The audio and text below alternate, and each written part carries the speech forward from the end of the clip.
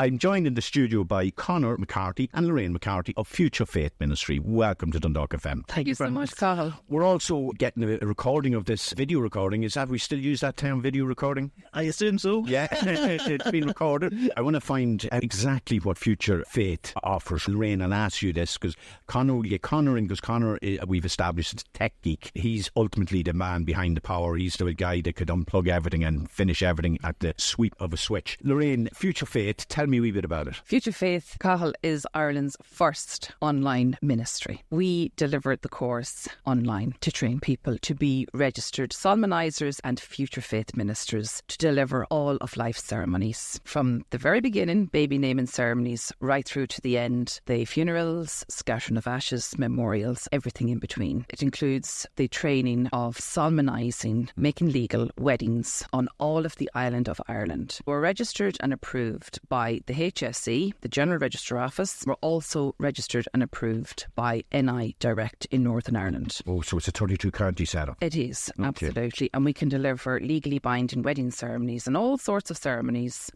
7 days of the week in the couple's special place at their preferred time. Register as venues, ministers that could administer it. These would be non-secular ceremonies. You're both non-secular and secular. We are. We offer training and ceremonies of all sorts to include all faiths, mixed faiths, semi-faith and or no faith. And on quite a number of times I have delivered ceremonies to a couple who are, say, Christian, Catholic, Protestant and Hindu. Okay. That's an example. So there'd be multi-denomination. We have it legally binding and exactly what the couple want. They may bring in aspects of their culture, their traditions. I've learned so many rituals in that exact ceremony. Say a Chinese couple may include a tea ceremony either before the wedding ceremony or after. It's usually after the wedding ceremony. And they'll bring in their tradition as well, the lady with the umbrella. And it's wonderful. Yeah, tradition is wonderful and to stick with it. From your own perspective, do you see Ireland having changed? How long have you been running? I started my initial training in 2016. And in that 8 years, it has changed dramatically. In a positive way, of course. For us, yes. Yeah, for everybody, I think. We all benefit from multicultural society. Yes. But from your point of view, because I'm married 31 years now, coming in the year, we went down the route that every Irish person went down into the church, local priest. Are we moving away from that, or is it still the dominant way people get married? No, it's moving away from it, Cathal. We're 30 years married next year. Congratulations to you. I think you need to congratulate my wife more than me. Congratulations. Probably need to congratulate your dad more so as well.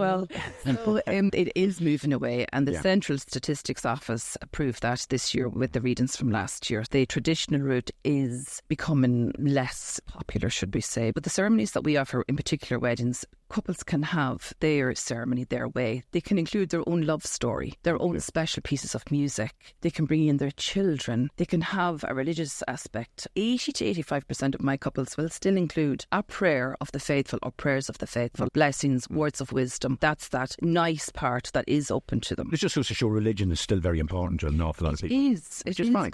Yes, absolutely. Set up FuturFaith Ministry. You've got an online. I'm going to bring Conor in a minute because Conor's going to give us the technical background to it. But you decided to set up, you're training ministers to do what you yourself trained as. We're training people to be FuturFaith ministers. And it's a blended training. It's not completely online. Most of the course is delivered online. And the student will go at their own pace. If they want to sit down at 10 p.m. in the evening, they put their children to bed, that's what they do. We have students from all over Ireland at the moment training. We're probably teaching as we speak here now because people are online. It's something that is evolving all the time, and like most things you have to constantly retrain, adapt because of the breadth of different religions and different cultures, etc., that you will be dealing with on a daily basis, that you're learning. Every day, and every day I learn in the space. Every ceremony I come away from, whether that's an elopement, a very new, you name it, I've learned something, and I'm open to all of that learning. And I say that to our students as well and to our graduates as well. Every day is a school day, but it is an addictive profession. You're there in that atmosphere in a wedding of the joy, the energy, the good vibes, the positivity. And then with our training for the funerals, we leave a family on good grief with final closure. Oh, okay, yeah. So you feel quite fulfilled walking away from that situation and that family. That would be a tough ceremony, not only to execute but to prepare for. I'd say that's very difficult. Of all the ceremonies before, marriages are happy, christenings, etc.,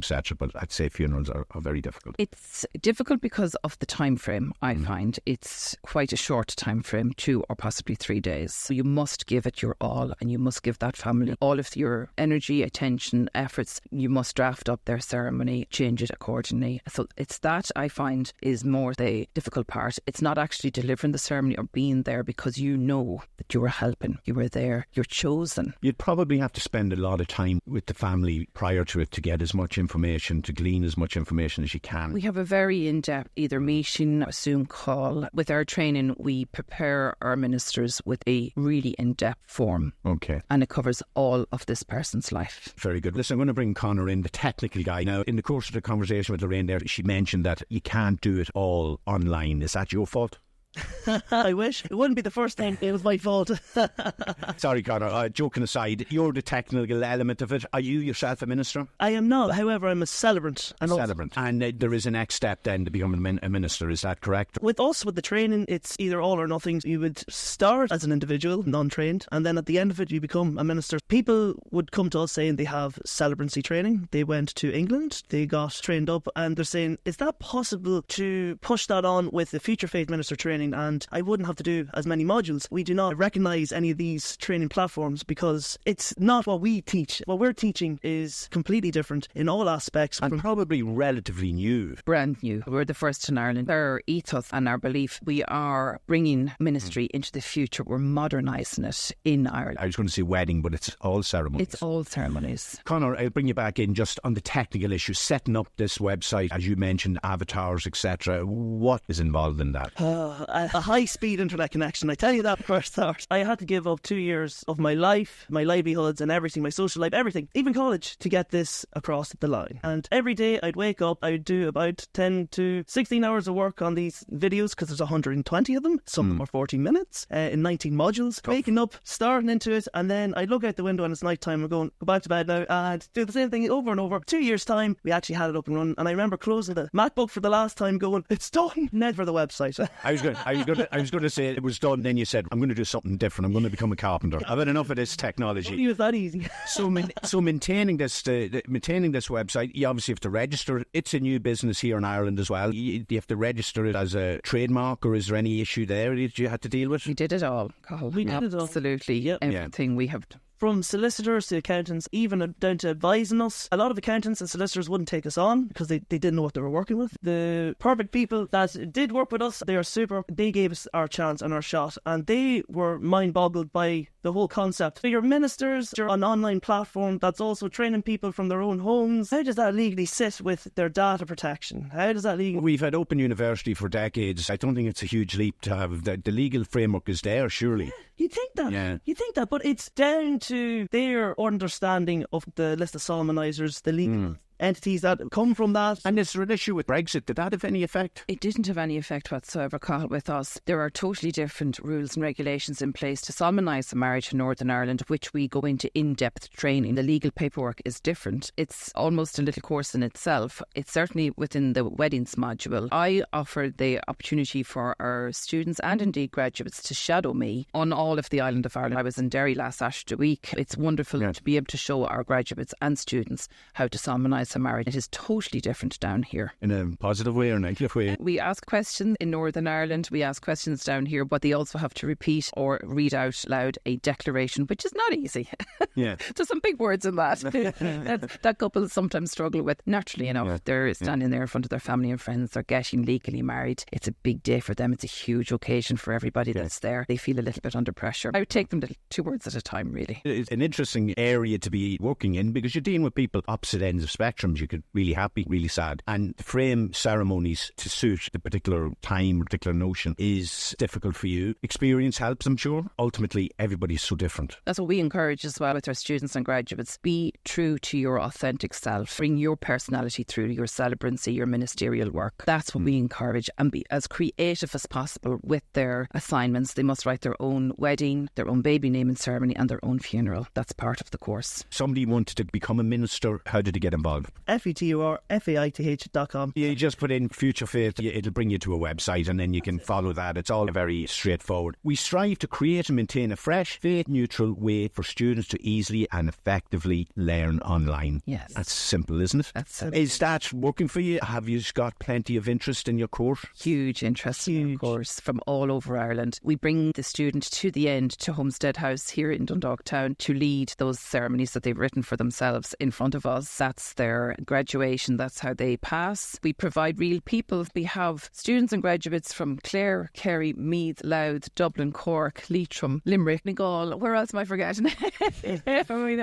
This is the danger, isn't it? If you start listening, somebody down in Cork's going to, well, they never mention me. I'm in Cork. I'm the favourite student as well. But because it's online, and maybe I'm naive, what's to stop you going international? Because it's not fully online. Nothing.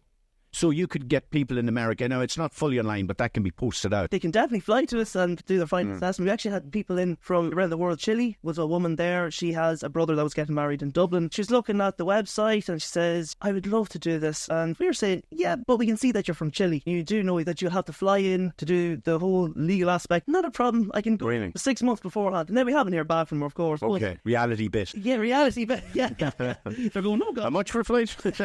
Yeah. Look, we're being viewed across the globe at the minute. We have a lot of people from the United States, UK looking in especially. There is a lot of UK celebrants looking in to become solemnisers in the Republic of Ireland and Northern Ireland to conduct these ceremonies. Is Northern Ireland solemnising celebrant different from an English or a Scottish or a Welsh one? It is the same in Scotland and Northern Ireland, Cathal. England and Wales are different. Why is that? Do we know? Because of the Celtic law back in the day. Okay. England and Wales are under the Church of England. Of course, yeah. So King Charles will have the final say on that. He is very in favour of interfaith, King Charles, and has a huge interest in it. Anything's possible. Yeah, I would imagine so. Imagine. Listen, it's great having you both in the studio. You seem to be very happy about how the business is going, and it's different. I must admit, it's not something I've encountered. I was at one civil ceremony a number of years ago. It was a really good civil ceremony. It was in a hotel. It's a few years ago, but really enjoyable. What you're doing is slightly different. You're also with training in Future Faith, training people. Conor, just call out that website again. FETU. Don't spell it, just name it. Oh, sorry. Future Faith without the E. Everyone says, how do you spell that? And that's why I always spell it out, because without the E, of course. Why'd you drop the E? It was cleared on all aspects with that name, so we're delighted with that. Conor and Lorraine, appreciate you coming in. Inviting us. Not at all, it's great. Great having you. Great to be back.